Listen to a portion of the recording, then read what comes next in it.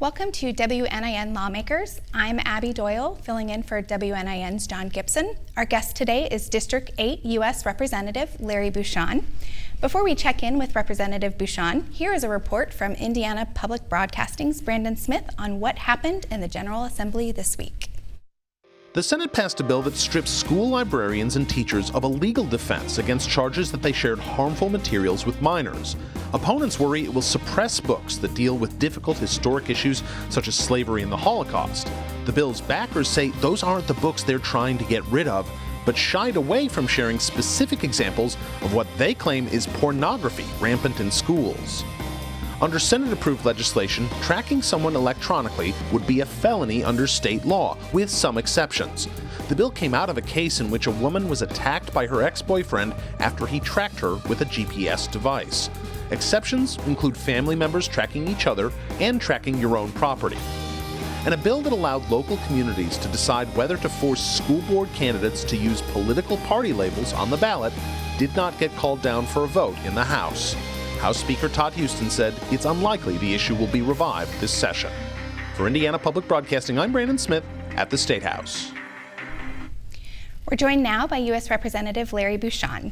He represents Indiana's 8th District, which covers most of Southwest and Central West Indiana. Thanks for being here. It's great to be with you. Thanks. Thanks for having me. Yeah. So we're going to get right into it and ask you some questions. Sure. The Republicans picked up a small majority in the House this session. Yeah. The first week saw some drama as it took a few votes for a speaker to be chosen. Do you see having only a slim majority as causing any issues over the next few years? Not really. I mean, it actually took 15 votes to get a speaker elected. So, I think what happened with that some of the people in the Republican side wanted some changes in the House rules to give rank and file members more information about what bills were coming to the House floor and more time to look at those, and those changes were made, and Kevin McCarthy was elected Speaker. A small majority makes it more difficult, I think, to get things across the finish line that Republicans want to do without Democrat support. But it doesn't make it more difficult to get bipartisan legislation across the finish line. And I think, honestly, that's where we'll be looking. Well, of course, both parties, when they're majority, do some bills that they think are their priorities, and a lot of times you don't get a lot of support across the aisle. But I think most of the important stuff that we're going to get done this Congress will be bipartisan. Okay. Tell me a little bit about the committees you're on this session. Yeah, I'm on Energy and Commerce, just one committee because it's considered an A committee or one of the top committees in Congress, and it's really busy. So I'm on 3 subcommittees. One is on health that has about 90% of the healthcare jurisdiction in the House, the Energy Subcommittee that has a lot of the jurisdiction on energy, and then another subcommittee that deals with telecommunications, which is a big deal because we're dealing with data privacy issues, and we're looking towards getting a national level data privacy bill across the finish line. So they're all real busy. There's a lot going on in healthcare, energy, and telecommunications. Yeah. What's some of the legislation the House has passed since the session started that you support? Well, we've done a number of things. Most of the things, we're early on in the session, first of all, and we got off to a slow start because we had a delay with the committees because of the speaker vote situation, delayed us by like a week. But there's been a bunch of things, mainly around the pandemic. I mean, Republicans and some Democrats feel like, once you've determined that the national health emergency is over, you should just terminate it. The President said May 11th he's going to do that.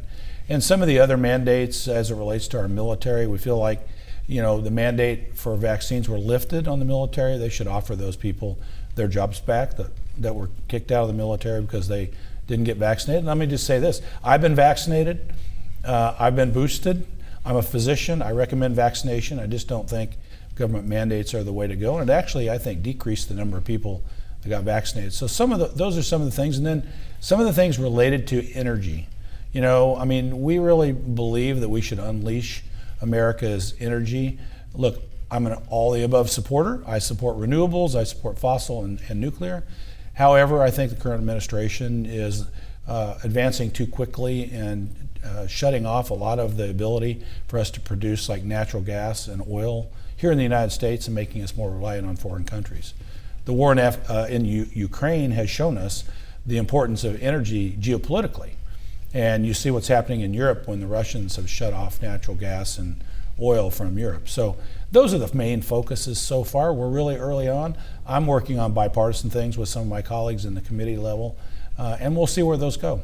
Okay, and kind of off that a little bit, what are some of your priorities this session? I mean, I do a lot of things and small things behind the scenes to try to increase competition in healthcare and get the cost of healthcare down. One of the biggest challenges we still have in our country, even though less people are uninsured now than they were 10 years ago, we still have cost issues. It just costs too much money for healthcare. And a lot of that's due to the fact there's not a lot of competition in some markets. So, I don't have any specifics to tell you, but I work on all kinds of legislation, most of it bipartisan, to try to get the cost of healthcare down. And again, some of my priorities are related to energy. We need to make sure that we don't tie our hands behind our back. We want to, progress towards more cleaner energy, and that includes, developing things like carbon capture so that we can utilize our fossil fuels. And then I mentioned briefly the telecommunications issue. We do need a national data privacy law. We want to make sure that American citizens' data is theirs, and they know who has it, and they can authorize people to utilize their information that people gather off the internet or not. And so that's going to be a big priority also. Okay. With the Democrats running the Senate and the White House, what is some of the legislation you think will have bipartisan support and become law? Well, I mentioned the data privacy. I do think we'll get there on data privacy, and it might be difficult on a lot of other things. I think some of the smaller pieces of legislation, I'm working on legislation as it relates to a prior authorization process in healthcare where your provider needs to call the insurance company and get approval before they do a procedure. And that needs to be changed. We had over 300 co-sponsors of my bill in the House last time. Didn't quite get there, but I think we will this time. So there's a lot of smaller, bills like that. I think we'll have opportunity to get across the finish line. Other than that, I think it's going to be a little bit of a struggle initially. I'm hopeful, though, that we can work on immigration and find bipartisan consensus, that we can get the cost of health care down with bills like my prior authorization bill, and that we can work on American energy and make sure that we keep the energy low cost and reliable. And so I'm hopeful. We'll see where things go.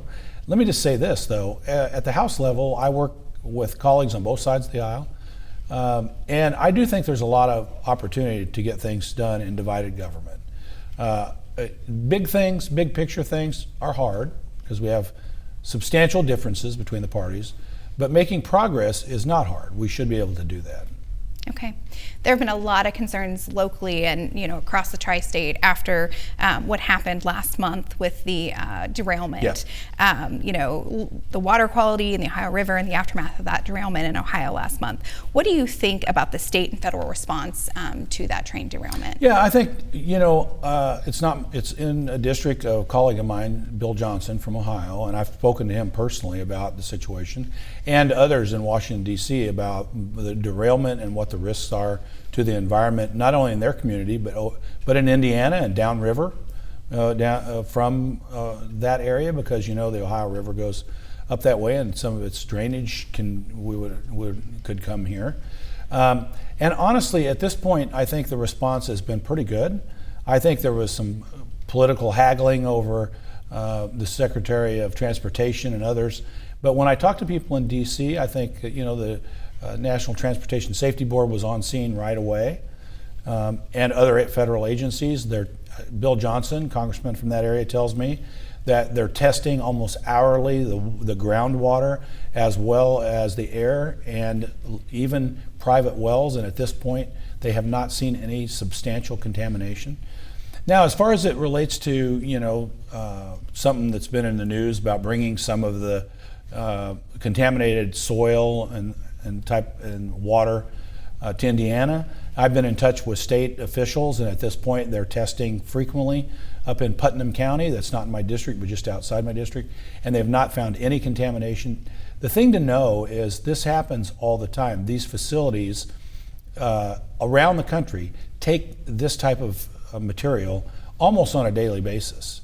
So it's very highly regulated, it's very safe, and it's unlikely that we would have any contamination of the surrounding groundwater or air in Putnam County, but we're keeping a close eye on it.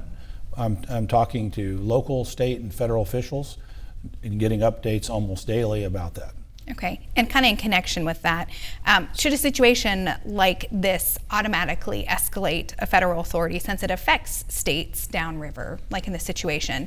In this case, state officials didn't declare a disaster, which would trigger a FEMA response for more than a week after the incident occurred. Yeah, I think there was some controversy about whether FEMA should be involved or not because it wasn't a natural disaster, like a tornado or a hurricane.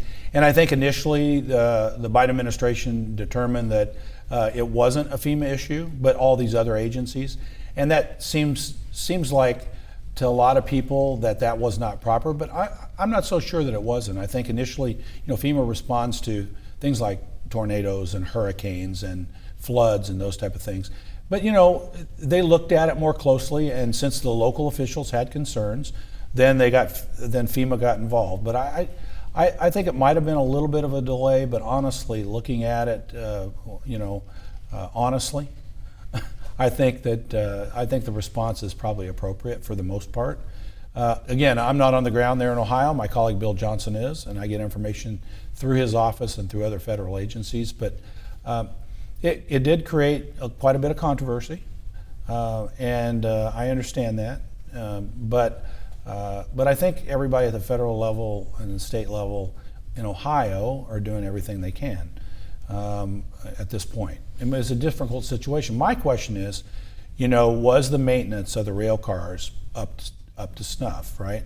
Because what happened is one of the rail car bearings and one of the wheels froze, and then because that froze, the wheel froze, and then the friction between the track and the wheel caused a breakdown of that whole wheel complex, and the train's derailed. So I think that will take months to determine. They do know that that's what happened, but I'm following it very closely because there are implications for Indiana. With that in mind, do you think there should be more regulations to help prevent these types of accidents? Well, I think there's going to be. I think there's bipartisan legislation being developed right now in the House and Senate. I need to look at it. I haven't seen what's come up yet, but I know senators on both sides of the aisle are looking at this situation and making sure there's proper federal oversight on rail cars and on rail lines that maybe needs to be tightened up a little bit, and I'll be for that. So I haven't seen the legislation yet, but I think there's a lot of activity in D.C. Towards that goal, yes. Okay. Kind of on a different topic. Sure. There has been bipartisan talk of raising the retirement age to 70. Yeah. What do you think about that? Can you tell us? Well, there's nothing right now, honestly, that happening as it relates to that. I think what people are looking at overall is the federal budget and where do we go from here for the next 20, 30 years. There's really been no discussion about raising the retirement age that I'm aware of. And I think, both political parties have said that we have no plans in the near term to do anything like that. And, because seniors depend on Medicare and Social Security. And I think right now I don't see any push in Washington, D.C. to adjust the retirement age. Okay. It's just not happening at this point. Okay. The U.S. workforce has experienced upheaval since the pandemic hit, obviously. What do you think are some of the solutions to the worker shortage? I mean, we've seen it here in the tri-state. And what role, if any, does Congress play in solving that? Yeah, it's a big challenge, and there's a couple of reasons. Nobody knows exactly, first of all, why our workforce participation level is still down compared to pre-pandemic. A couple of things. I think how we work has been permanently changed. I mean, I have 3 kids who are on their own. My daughter works for Oracle. She's a software engineer, and she's going to be permanently virtual at home, right? Whereas when she got the job 3 years ago, it was supposed to be temporary. But now, as it turns out, she can be effective and efficient with that kind of flexibility. Mm-hmm. So I think there's a dramatic change in how we work based on the pandemic.